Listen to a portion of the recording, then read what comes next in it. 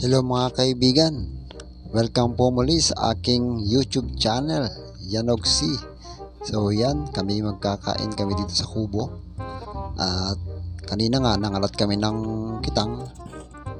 So maya maya lang ay sasamin na namin. Apat na pa naman yung dala namin kitang. At dyan namin sa paligid lang itong fish pan na ilatag. So yan, dumayon pa kami dito sa kabila at para malaman namin kung nandito nga yung mga nagtatatagong night fish or arwana nga sa amin kung tawagin.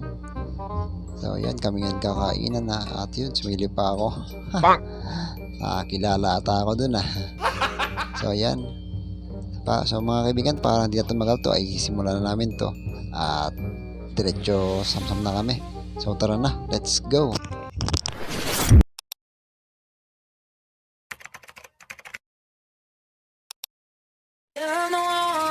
Could you be the one?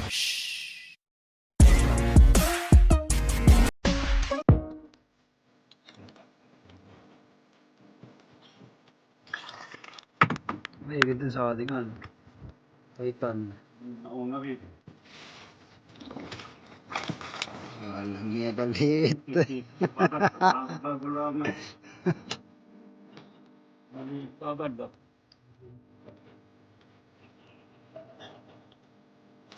Hindi pala ng langit eh.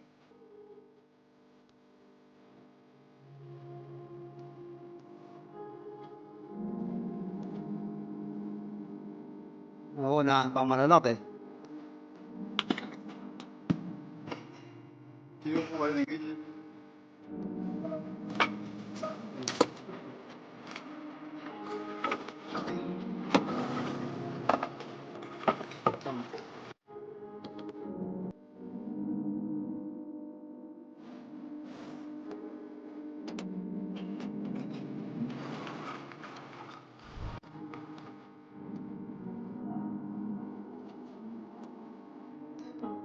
Hindi mo kanina. Dati, yung nagtidyo kanina.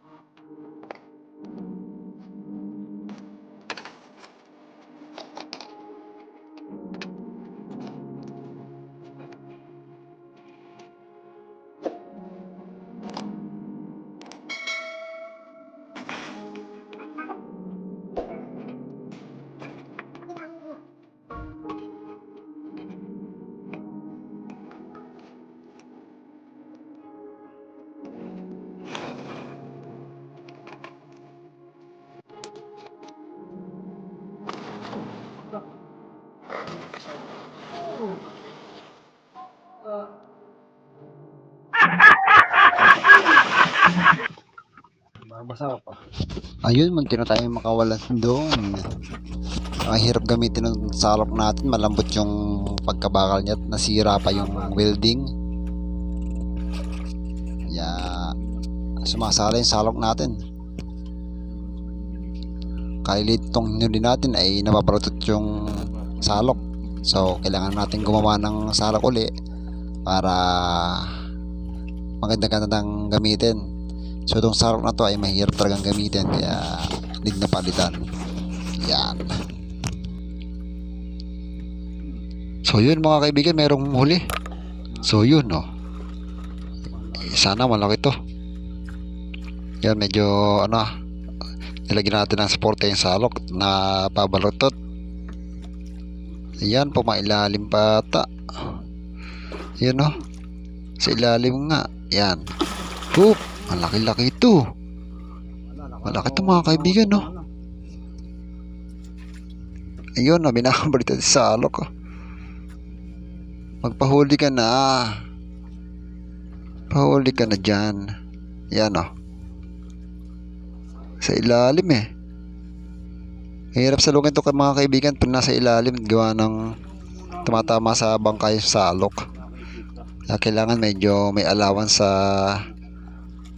nakalabas ang night fish na yan. At pumapailalim, tumatatago sa ilalim eh. Parang nasusulo sa araw. Up. Malaki. Up. Tingin-tingin pa oh. Pahuli ka na. Yan mga kaibigan oh. Papahuli kaya to? Hoop. Sala pa rin. Hirap gamitin ng sarong na yan. Kawala ata. Naritin pa. Inariyan pa oh.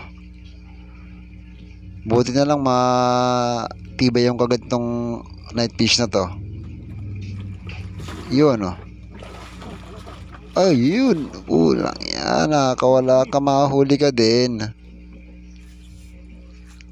Kailangan na talagang palitan tong salong na to. Malala na ang problema nito sa salong na to. Nababalotod kaya kaya sumasala yung night fish eh. Umaatras pa naman to. Yun. Ulitin ko pa ba? Ayaw talaga. Hirap gamitin talaga itong sarong na to. Kailangan talagang palitan. Pang ilang attempt na sarong na to eh. Ito ata yung matagal na salukin. Ayan o. Nakakailang salok na. Ayaw talagang pauli yun o. Nakadali din. Nakahulap yung salok. Yan mga kaibigan o. Pag sinalok ay nakawala Pagka kayo'y salok na ganito ay maitatapon nyo talaga. Kailangan talaga ng salok na matibay yung pagkabakal.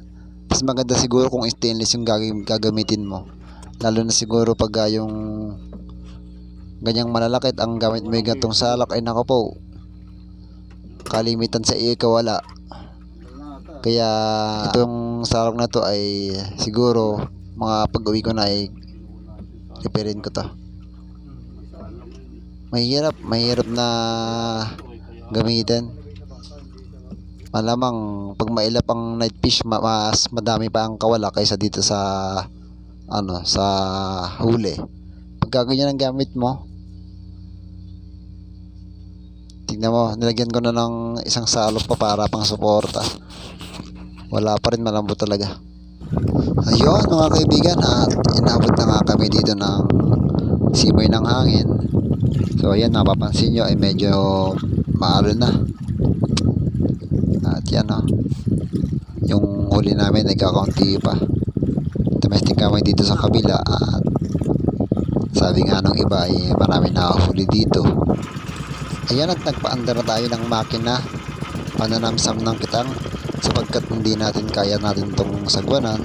At kita nyo naman na medyo malaki yung bangka natin, kaya kailangan ng paandar ng bangka para tayo makasalida sa hangin. Lalo na pagkagantong pasalunga ay mahirap sagwan. Tapos mabigat pa tayo, may karga tayo ng bato. Yan, yung bato na ginagamit sa kitang. Siyempre apat pa tayo sa bangka, kaya mahirap isagwan. Kaya need natin talaga ang paandar ng motor. Yan. So yun mga kaibigan, napunta kami ng lakas ng hangin. Nakawal tayo ng isa. Ayun mga kaibigan, napunta tayo ng lakas ng hangin. Hangin ng bagat. Yan, at bisasalugin na naman tayo mga kaibigan. Ayan, mulutang ang hook. Magpahuli ka at mahirap salukin.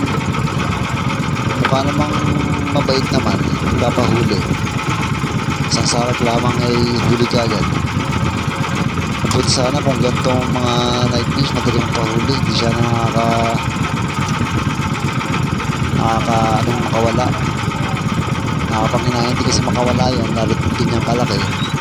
Kasi magkano rin yan. Kaya kailangan nating dadaan ng pagkalasa na itong night fish na to, sapagkat yan ay hihila at malakas ang hila yan.